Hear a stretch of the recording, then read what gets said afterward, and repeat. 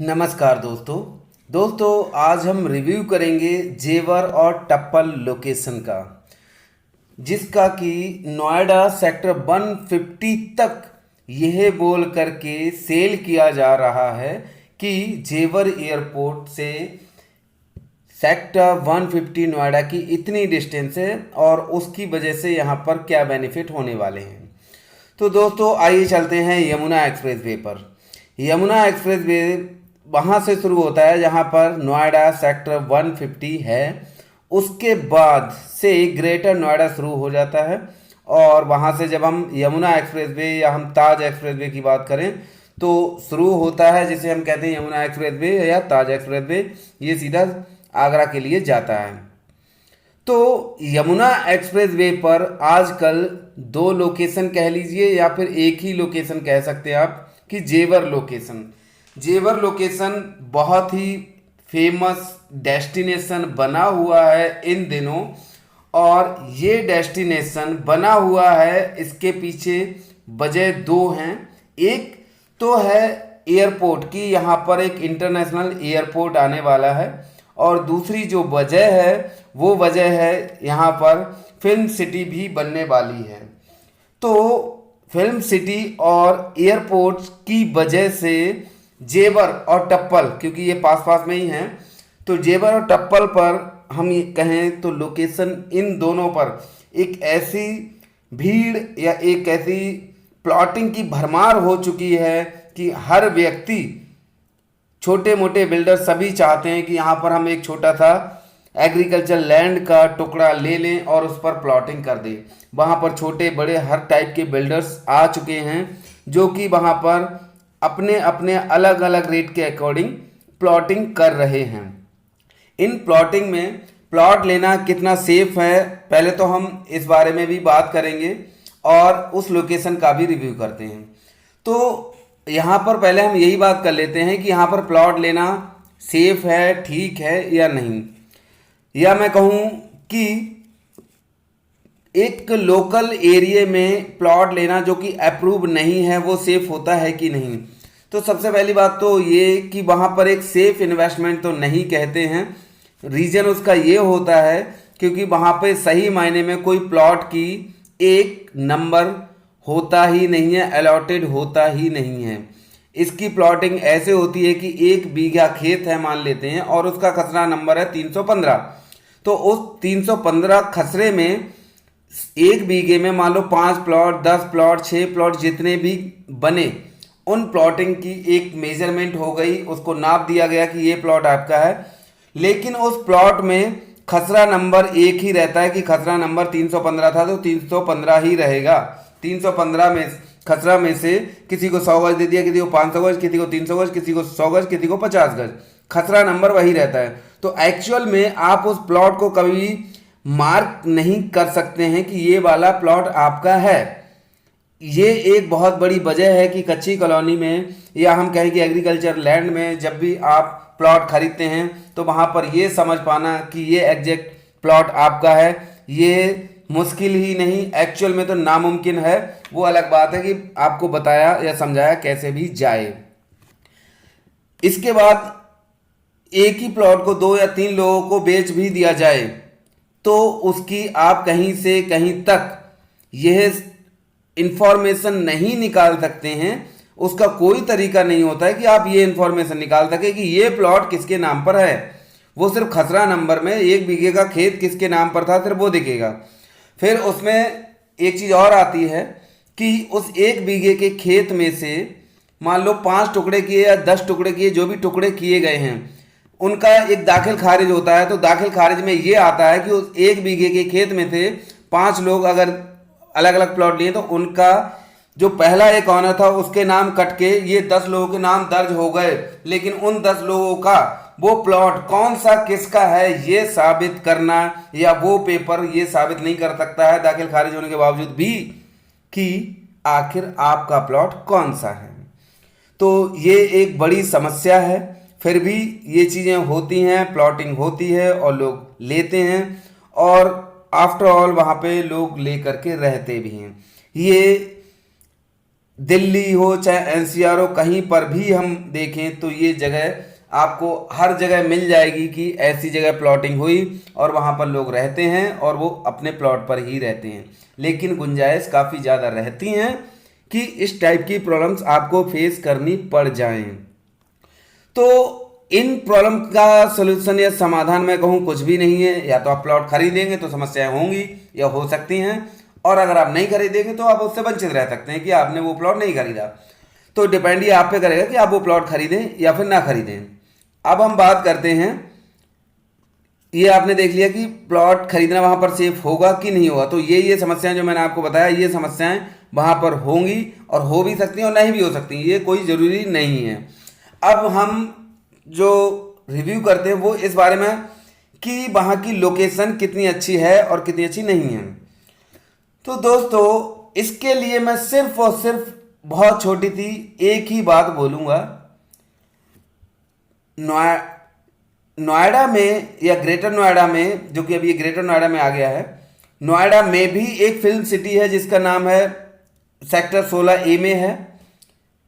उस film city से कितना बेनिफिट हुआ नोएडा के वासियों का, नोएडा के निवासियों का, ये मैं नहीं जानता हूं। लेकिन जो लोग मेरी वीडियो देख रहे होंगे, शायद वो लोग मेरे से ज़्यादा उम्र में होंगे, ज़्यादा तजुर्बे में होंगे, शायद वो लोग समझ सकते होंगे कि हाँ, उन लोगों को जो कि नोएडा में रहते हैं उनको कितना नोएडा की फिल्म सिटी से फ़ायदा हुआ। इसके बाद मैं बात करता हूँ इंदिरा गांधी इंटरनेशनल एयरपोर्ट की। जब ये एयरपोर्ट बना होगा उसके बाद उसके आसपास की कितनी ऐसी लोकेशंस हैं जिन लोकेशन को बेनिफिट हुआ उस इंदिरा गांधी एयरपोर्ट की वजह से। वहाँ के एम्प्लॉय, वहाँ पर कितना होटल इंडस्ट्री कितना ग्रो किया। तो शायद ही कोई व्यक्ति होगा जो ये कह सके कि वहाँ पर इस लोकेशन पे इस एयरपोर्ट की वजह से इतना बेनिफिट हुआ। हाँ, एक चीज़ हम कह सकते हैं, शायद आपने भी देखा हो कि एक महपालपुर की लोकेशन ऐसी ज़रूर है जहाँ पर कि आप ये कह सकते हैं कि उस एयरपोर्ट की वजह से कुछ बेनिफिट हुआ। लेकिन और कोई सी लोकेशन क्या ऐसी है? तो शायद ही कोई भी लोकेशन नहीं होगी। गुड़गांव बाद में डेवलप हुआ है जब ये डीएलएफ वगैरह वहाँ पे पहुँचे हैं।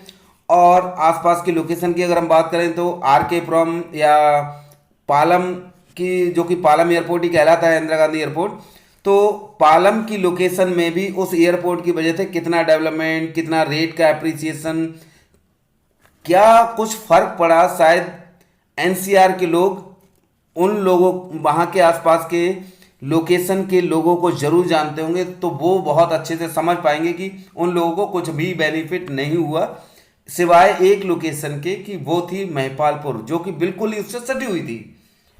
तो ये समझ में नहीं आता है कि पूरा जेवर और पूरा टप्पल, या मैं कहूं कि पूरा यमुना एक्सप्रेस वे और यहां तक कि नोएडा का सेक्टर 150 भी सिर्फ और सिर्फ इस नाम से बेचा जाना कि जेवर एयरपोर्ट 10-15 मिनट, 20 मिनट, 25 मिनट, जिसको जैसा मन करता है वो बोल करके बेचना चाहता है। 47 किलोमीटर की डिस्टेंस है सेक्टर 150 से जेवर एयरपोर्ट की, और 46 किलोमीटर की डिस्टेंस है फिल्म सिटी की।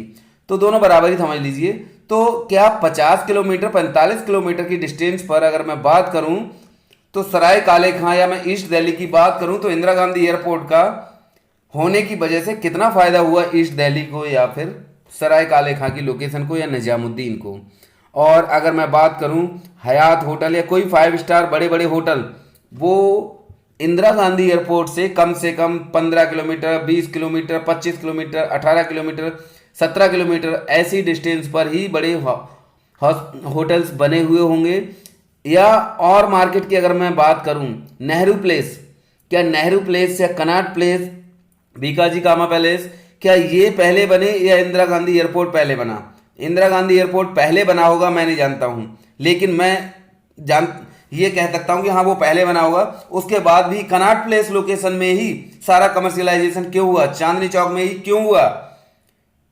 क्योंकि जहां पर जो बनना है वो बना, उसकी वजह से कोई फर्क नहीं पड़ा। नहीं तो फिर एयरपोर्ट के पास में ही ले जाते ना चांदनी चौक को, वहां की पूरी मार्केट, जो पूरी दिल्ली की मार्केट चलती है, वो इंदिरा गांधी एयरपोर्ट के आसपास से ही चलनी चाहिए थी।